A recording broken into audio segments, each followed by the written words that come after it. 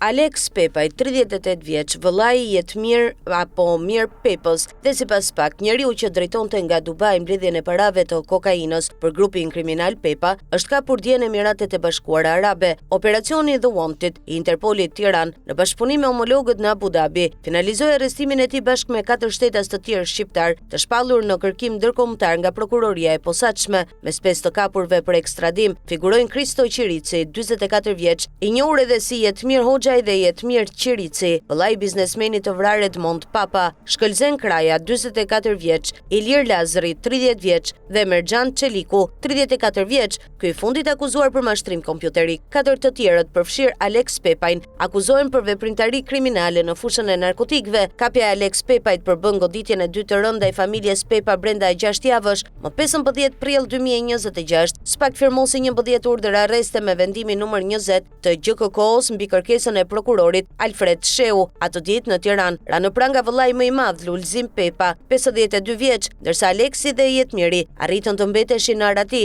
Tani pesha e mbetur i bie vetëm Jetmir Pepës, kreu të organizatës kriminale. Roli i Alex Pepajt në dosjen e timore është strukturor, jo periferik. Sipas përgjimeve të platformës KECC, të dekriptuara nga partnerët evropian të SPAK, ai ishte krau i djathtë i vëllait Jetmir dhe pika e ndërlidhjes me operatorët e huaj në Amerikën Latine dhe Europë. Në një nga bisedat e Sky, Aleksi raporton vëllait nga Dubai: "Kam 30 milion euro nga puna dhe akoma nuk po mundem t'i mbledh. Mora edhe 15 milion dirhem, t'i kem këtu në Dubai." Shifra në dirhem, ekuivalente me rreth 330 milion lek, sugjeron një hap të mirëfillt financiar të grupit në Emirate. Grupi kriminal i drejtuar nga vëllezërit Pepa akuzohet se gjatë viteve 2019-2021 trafikoi 7.5 ton kokainë nga Ekuadori, Peruja dhe Kolumbia, drejt porteve të Rotterdamit dhe Antwerpit, në bashkëpunim hetimor me Eurojust, Europol dhe agjencitë e Francës, Holandës, Spanjës e Mbretërisë së Bashkuar. SPAK ka sekuestruar 232 pasuri me vlerë 12 milion euro, përfshirë kompaninë Pepa Group, që ka përfituar mbi 50 milion euro tendera publik në sektorin e ndërtimit të shkollave dhe rindërtimit. Me kapjen e Alex Pepajt, hetuesit shqiptar fitojnë akses tek i vetmi person që njeh në detaj hartën financiare të grupit jashtë Shqipërisë, kontaktet në Amerikën Latine, partnerët e ngarkesave të përbashkëta,